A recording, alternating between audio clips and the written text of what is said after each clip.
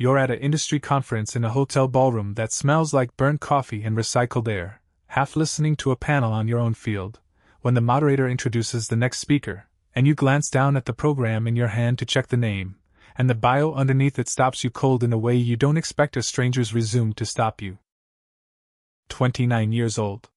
Founded her company at 24. Sold a majority stake last year for a number with 8 digits in it.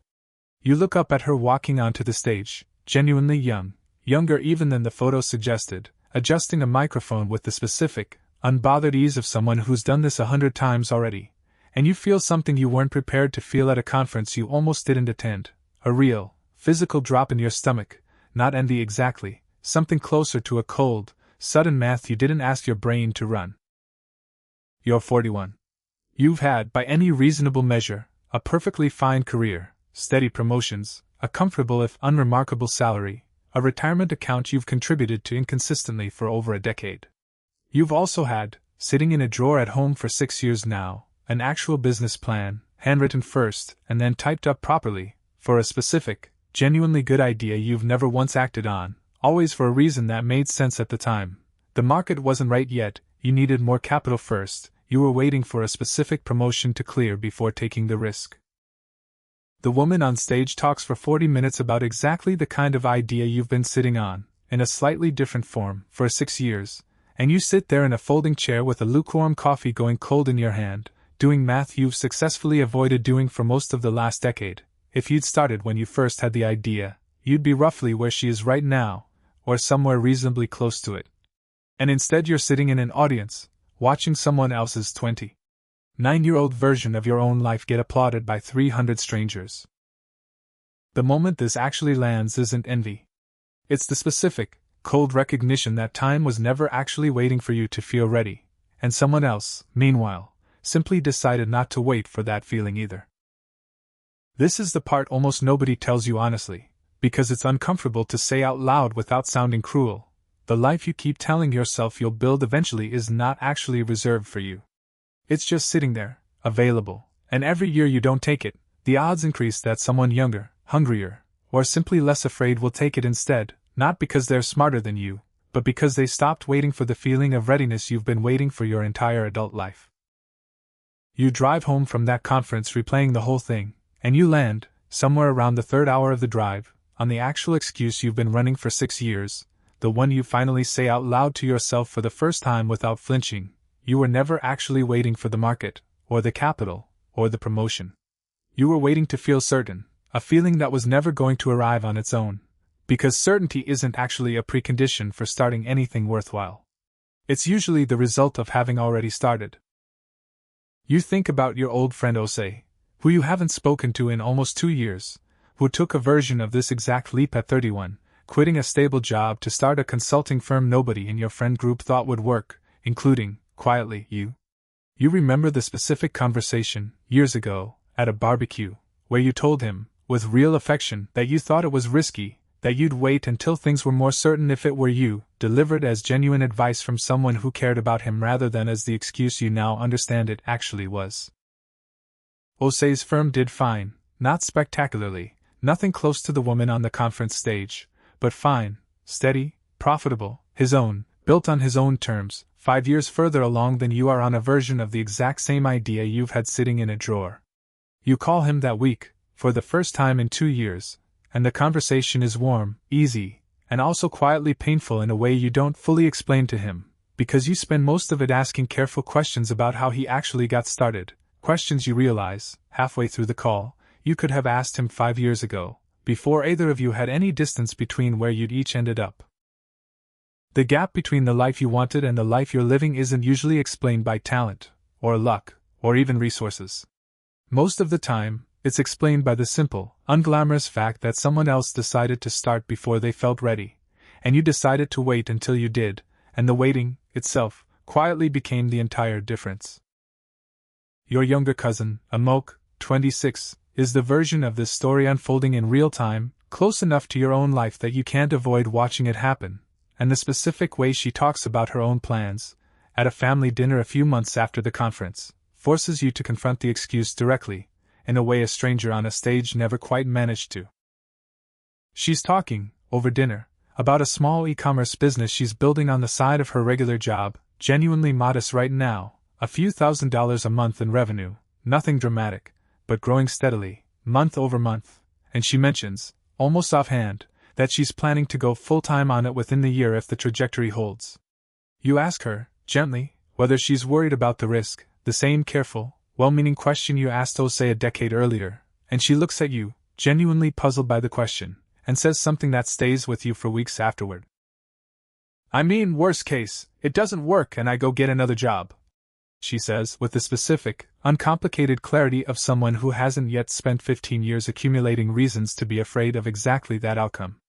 But if I don't try it, I already know exactly how the next 10 years go. I've watched people I work with do that version already. I don't want it. You sit with that sentence for the rest of the dinner, because it names something you never quite articulated about your own situation. You already know, with real precision, exactly how the next 10 years unfold if you keep doing nothing, because you've been living a version of those 10 years for the previous 10 already, and the specific terror you've been protecting yourself from, the risk of trying and failing, was never actually the bigger risk in the room. The bigger risk, the one you'd successfully avoided naming for over a decade, was simply continuing exactly as you were, indefinitely, and calling it safety. The specific advantage the next generation often has isn't more talent or more resources. It's simply less accumulated evidence that waiting is safer than trying, and every year you spend proving to yourself that waiting worked out fine is another year of evidence stacked against the version of you that might have started sooner. You finally take the business plan out of the drawer the week after that dinner, dust literally on the folder, and you sit down with it seriously for the first time in 6 years, expecting, honestly, to feel foolish, to discover the idea had aged badly, that the market had moved past it the way you told yourself it might have, back when that was a convenient reason not to act. The idea hasn't aged badly. If anything, rereading it with 6 years of additional industry experience you didn't have when you first wrote it, you can see immediately how to improve it, specific gaps in the original plan that your current job has quietly taught you how to close, expertise you'd accumulated without ever connecting it back to this drawer. You realize, sitting there, that the 6 years weren't entirely wasted, not in the way your stomach dropped at the conference made you fear. But they weren't spent building the thing either, and the difference between not wasted and spent building is exactly the gap you're now going to have to work considerably harder to close than you would have needed to 6 years ago. You start small, deliberately, the way a moke did, a side project, evenings and weekends, no dramatic resignation letter, no leap you're not actually ready to take yet, just a real, consistent effort applied to the actual idea instead of the drawer it's been sitting in. You tell your wife about it that same week, nervous in a way that surprises you, because some part of you had been treating the idea as private for 6 years specifically so nobody could ever confirm you hadn't acted on it. She listens, genuinely supportive, and asks you one direct question that lands harder than anything at the conference did. What were you actually waiting for? You don't have a good answer, not really, and you tell her the honest one, finally, out loud, to another person, for the first time. You were waiting to feel ready, and you'd been waiting for that feeling for 6 years, and it had never once arrived, and you never once questioned whether it was ever going to. The honest answer to, "What were you waiting for?" is almost always the same. Whether it takes 6 years or 16 to finally say it out loud, you were waiting for a feeling that was never actually a prerequisite, and the people who build the life you wanted are usually just the ones who figured that out earlier than you did, not the ones who had some advantage you were missing. The actual work, once you start it, is unglamorous in exactly the way a moke's e-commerce business is unglamorous, exactly the way Osei's early consulting years apparently were, exactly the way the woman on the conference stage's first 18 months, you learned later reading an interview with her, were reportedly slow and uncertain and nothing like the confident 40-minute talk you watched her give years into the actual outcome. You spend the first 6 months making real, modest progress, a working prototype, 3 genuine customer conversations, 1 small paying client, numbers that would have felt embarrassingly small to announce out loud at that conference, and that feel, to you, privately, like the first real evidence in 6 years that the drawer wasn't actually where this idea was always destined to stay. You don't quit your job. You don't make any dramatic announcement to anyone beyond your wife and, eventually, a moke, who becomes, unexpectedly, one of your most useful sources of advice, the student-turned-quiet mentor in a reversal either of you finds strange once it actually happens.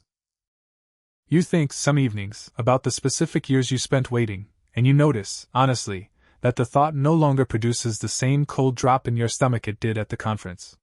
It produces something closer to a clear-eyed accounting instead, 6 years lost to a feeling that was never coming, and an unknown number of years ahead of you now, finally being spent building instead of waiting, a trade you can't undo the first half of and can, starting now, actually influence the second half of completely.